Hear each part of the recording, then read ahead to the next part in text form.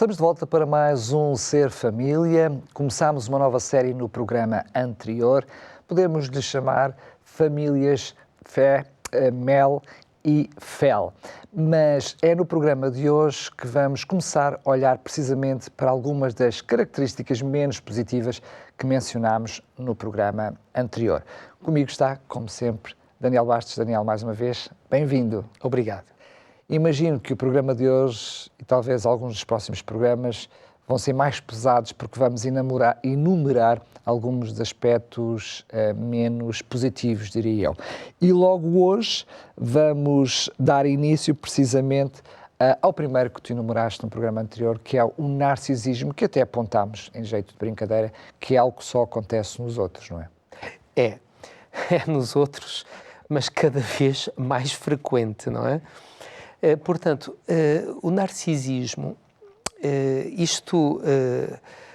o termo vem do mito grego de Narciso, que era um jovem bonito e indiferente ao amor, depois de se ver refletido na água e apaixonar-se por si próprio, não é? Portanto, o conceito de egoísmo excessivo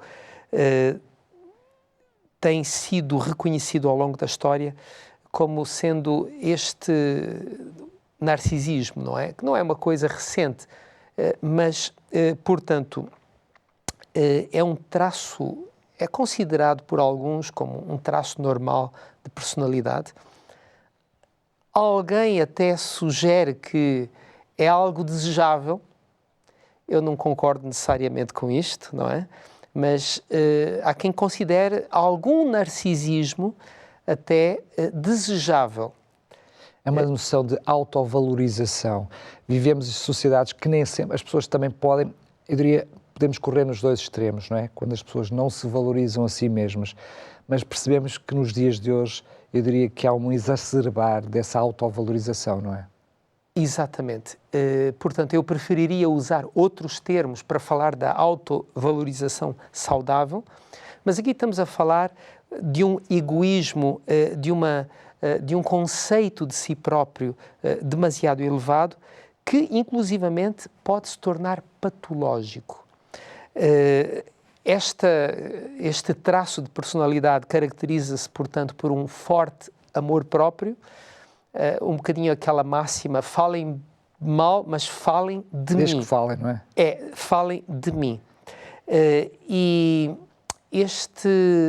tem-se abordado a questão, o que é que faz a alguém ser narcisista, não é? Quais são as causas? As causas, exatamente.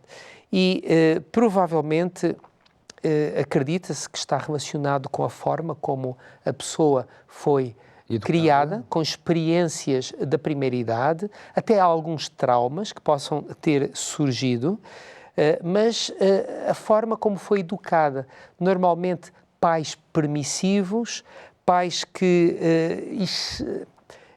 excediam-se nos mimos pelos filhos, idealizavam a criança de uma certa maneira e não a disciplinavam corretamente, não é? Pensa-se que serão estas as principais causas do narcisismo. Sendo que, enfim, para aquelas pessoas que estudam este assunto, há alguns traços que nós conseguimos reconhecer na pessoa que tem eu diria, forte autoestima, não é, do narcisismo. Podes partilhar connosco quais são alguns desses traços? Claro.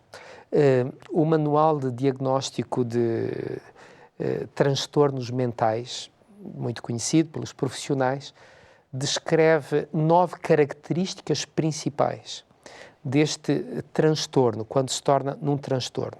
Então, sentimentos exagerados de superioridade e autoimportância, fantasias frequentes sobre poder pessoal, não é? Alguém a sonhar que é Napoleão, não é? Por exemplo. Uma firme crença na sua singularidade, uma forte necessidade de atenção, elogios e admiração de outras pessoas, comportamento autoritário, como o desejo de tratamento especial, hábito de usar táticas de manipulação, portanto, o narcisista tendencialmente é um manipulador, não é? uma baixa empatia. Portanto, enquanto ele tem este alto conceito, o que caracteriza, e já agora vale dizer que há na literatura e aqueles que escrevem sobre esta temática, que é hoje bastante conhecida, há muitos tipos de narcisismo. Não há uma única forma de estar enquanto narciso. Sendo que nem todos têm todas estas características, mas grande parte delas são vincadas no narcisista, não é? É, exatamente, isso mesmo, Daniel. Mas há aqui algumas coisas em comum a todos. E uma delas é um egocentrismo exacerbado, não é? Tudo voltado para si próprio. E desvalorização do outro. E a desvalorização do outro. O narcisista, em geral, tem péssimos relacionamentos. As pessoas, a partir de uma certa altura, começam a sofrer no seu relacionamento com esta pessoa. Que há uma espécie de fraca empatia também para com o outro. Exatamente, uma dificuldade muito grande. Há mesmo uma certa arrogância, um certo desprezo pelo outro, não é? E como dizia, há vários tipos de narcisismo. Há quem diga que todos nós temos um ou outro momento em que somos narcisistas, mas para que não nos deixemos enganar por alguém ou a nós próprios, acerca de nós próprios, eu também atrevo-me aqui a tentar fazer uma descrição. Por exemplo, temos aquele narcisista que é o chamado narcisista aberto ou manifesto, típico, que ele chama a atenção para si próprio, para as suas capacidades. O eu está muito presente. Muito presente. Ele fala muito de si próprio, exalta-se a si próprio, chama a atenção, ele exige um tratamento diferenciado para a sua pessoa, ele reage com raiva, com ira, se sente rejeitado ou ignorado, e trata os outros com desprezo. Mas depois existe o narciso encoberto. Mais camuflado, mais subtil. Camuflado. Portanto, ele também busca admiração, mas de uma forma indireta. Por exemplo, ele se autodeprecia para receber, para que os outros digam, não é assim, não, tu és bom. Portanto, é uma outra forma, é um manipulador, não é? Os jogos aqui.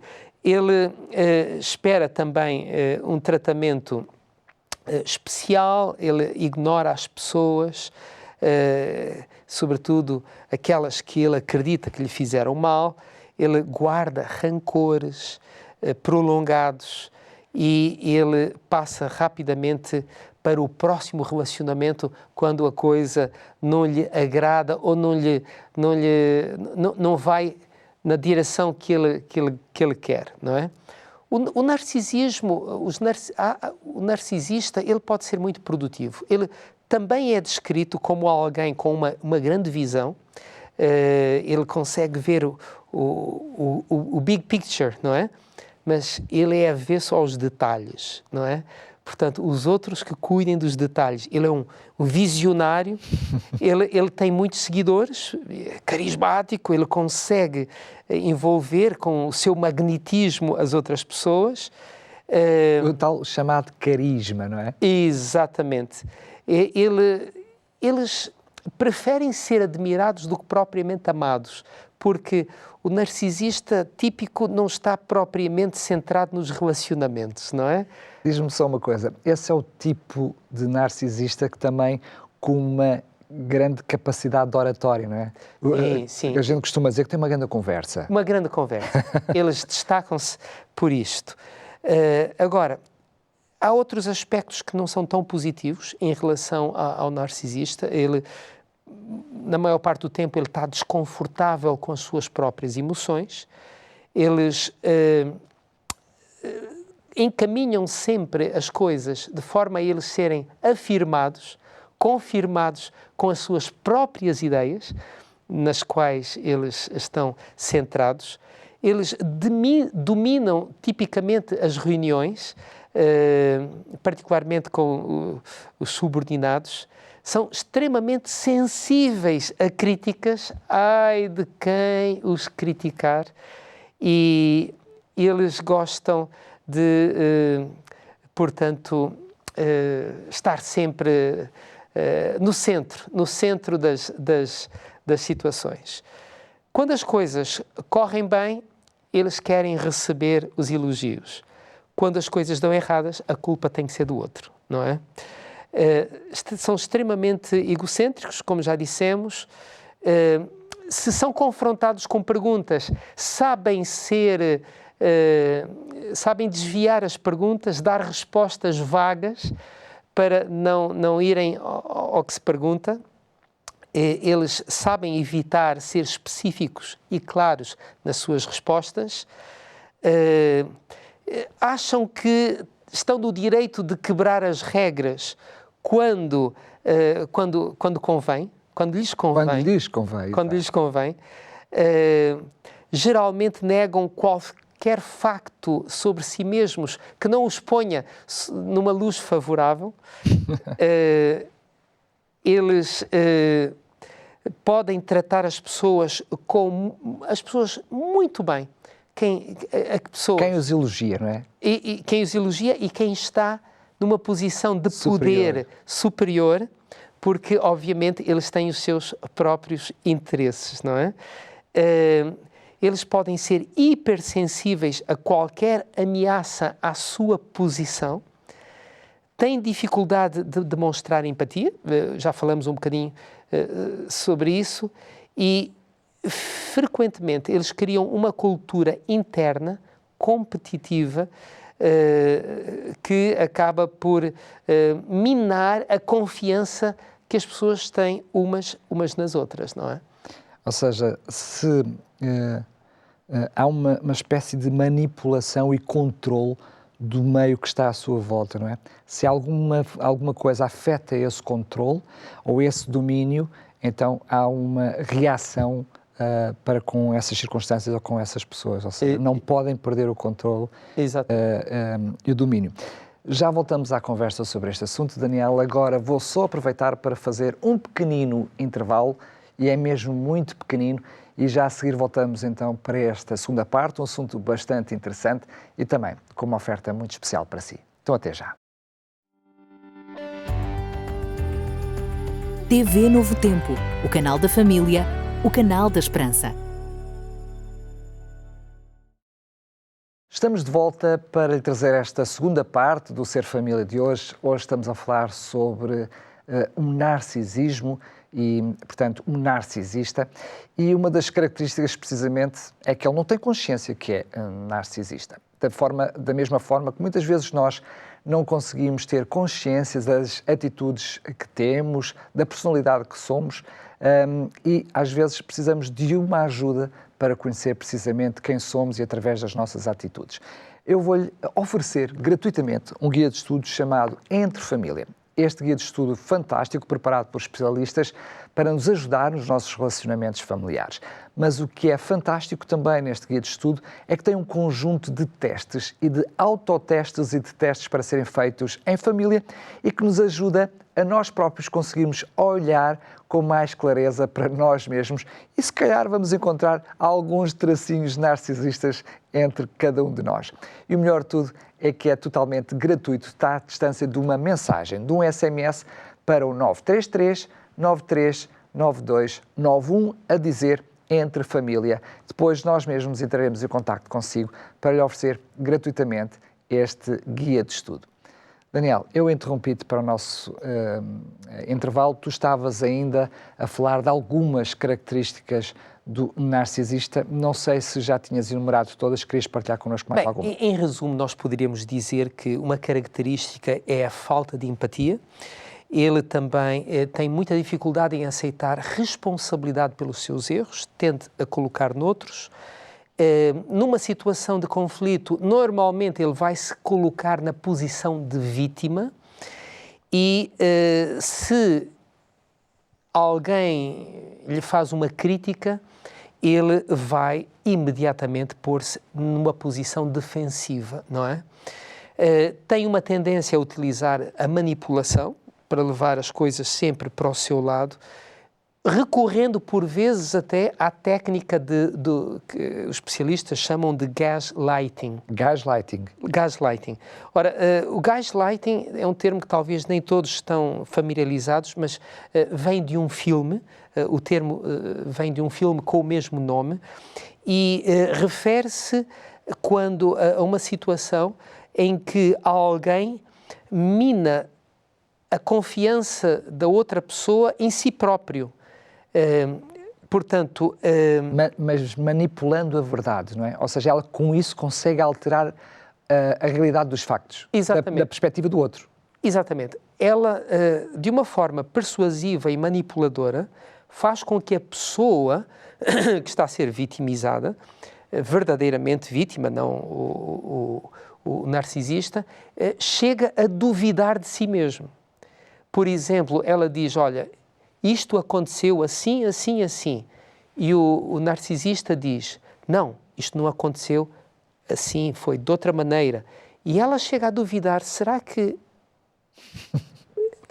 É uma situação muito, do ponto de vista da saúde mental, muito complexa, porque a pessoa chega a duvidar dos seus próprios pensamentos, da sua própria percepção da realidade. Tal é a assertividade com que o manipulador diz as coisas, não é? Ele é feito com uma sabedoria e com uma assertividade tão grande que a pessoa realmente acaba, se não tiver uma personalidade forte, acaba por duvidar e acaba mesmo por ceder, não é? É desconcertante, desesperador até.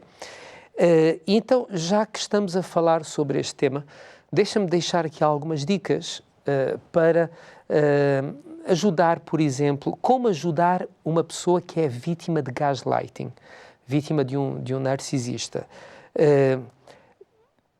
Muitas vezes podemos ajudar esta pessoa explicando-lhe o conceito do gaslighting, porque a pessoa normalmente não poderá nem sequer ter essa percepção, explicar o que é, ouvir a história da pessoa e acreditar nela, confortá-la, afirmá-la de alguma forma, ajudá-la também a encontrar o seu próprio espaço, um lugar firme novamente, a normalizar a sua experiência, a escolher, por exemplo, atividades para reequilibrar as suas emoções, porque esta experiência pode ser absolutamente desestruturante e anular completamente a vida de uma pessoa, não é? Que se torne vítima. Lembrar, diz aqui, por exemplo, um autor, David Brooks, lembre-se que a pessoa que está debaixo, em qualquer estrutura de poder, tem uma consciência maior da situação do que nós próprios. Portanto, um servo sabe mais sobre o seu mestre do que o mestre sabe sobre o seu servo, não é?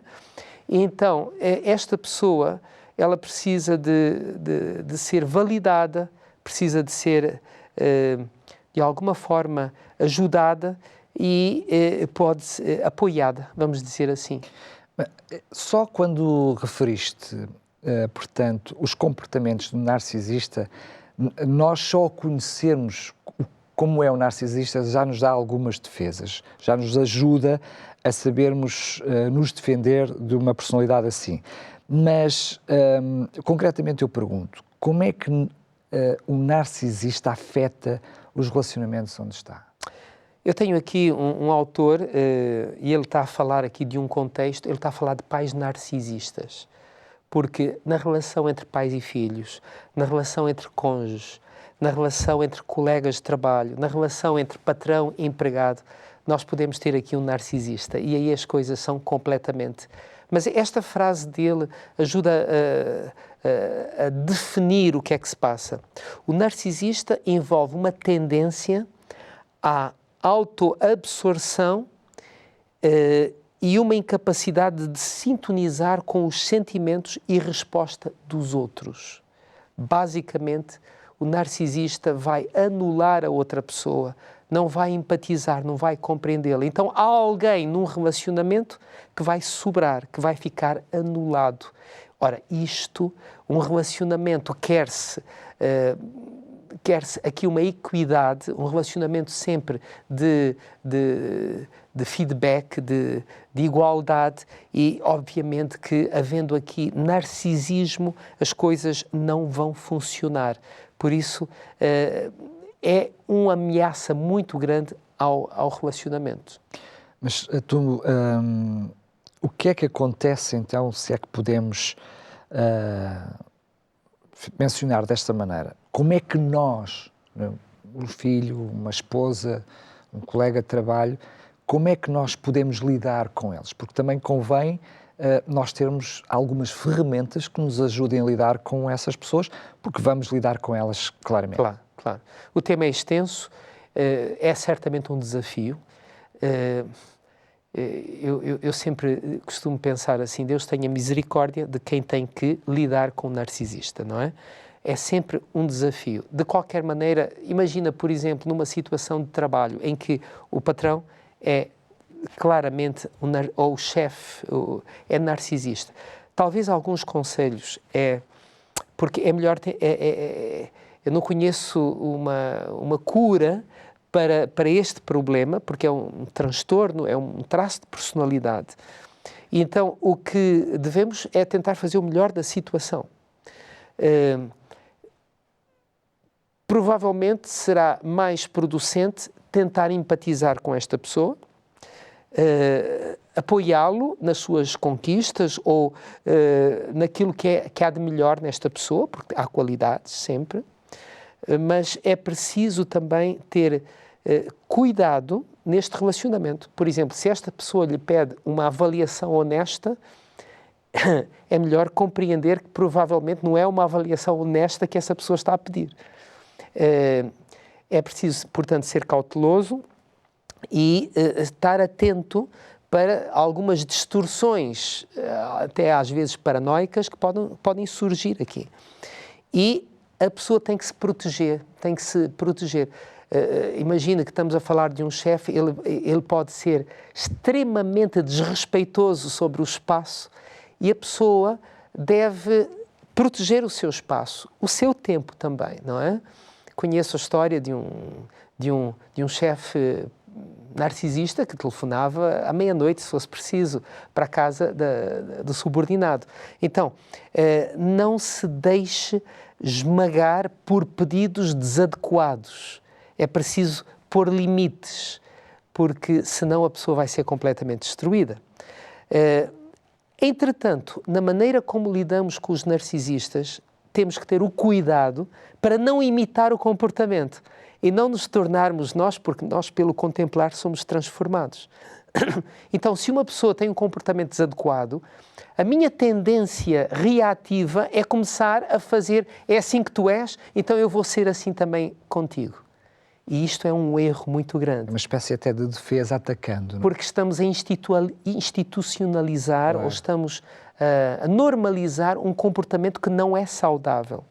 Então, certamente que aqui nós devemos ter uma atitude de compaixão, estabelecer limites e procurar também ajudar esta pessoa a encontrar a sua identidade, uma identidade segura, e deixem-me dizer, em Cristo. E eu no início do programa dizia que eu não entendia que o narcisismo, em que grau fosse saudável, porque é sempre um egocentrismo. A mim me parece que o exemplo supremo que nós temos, todo o ser humano, mas os cristãos de uma forma particular, é o exemplo de Jesus. E em Filipenses, no capítulo 2, eu encontro alguns versículos muito bonitos, que diz assim, se há algum conforto em Cristo, se há alguma consolação, e depois diz assim, nada façais por contenda ou por vanglória, mas por humildade. Cada um considera os outros superiores a si mesmo. Não atente cada um apenas para aquilo que é seu, mas para o que é dos outros. Que haja em vós o mesmo sentimento que houve em Cristo Jesus, que sendo em forma de Deus, não teve por usurpação ser igual a Deus, mas a si mesmo se esvaziou. Para mim, este é o modelo. E quando este modelo é seguido por cristãos ou não cristãos, os relacionamentos funcionam perfeitamente, porque a humildade, em contraponto ao narcisismo, é a essência dos bons relacionamentos. Obrigado, Daniel. Vamos estar juntos para o próximo programa. Lembro que estamos numa série de programa Olhar para os aspectos menos positivos da família. Nos episódios mais à frente falaremos então dos positivos. Antes de terminar, e porque é muito positivo, tenho mais uma vez a oferta do Guia de Estudo Entre Família para lhe fazer, um guia de estudo fantástico que fala sobre vários aspectos da família, as questões financeiras, o diálogo, a sexualidade, mesmo questões como a infidelidade e muitos outros aspectos. E o melhor de tudo é que este guia de estudo é mesmo totalmente gratuito. Está à distância de um SMS, de uma mensagem para o 933 939291. Depois entraremos em contacto consigo para lhe enviar este guia de estudo gratuitamente para a sua casa. Lembro que este programa está num contexto do programa anterior, que falámos de como é que ia ser toda esta série, e ele está disponível em podcast em radiorcs.pt e também está disponível no YouTube da Novo Tempo Portugal. Por favor, mais uma vez, quero enviar-lhe um grande abraço, agradecer por estar desse lado e, como alguém dizia, faça o favor de ser felizes.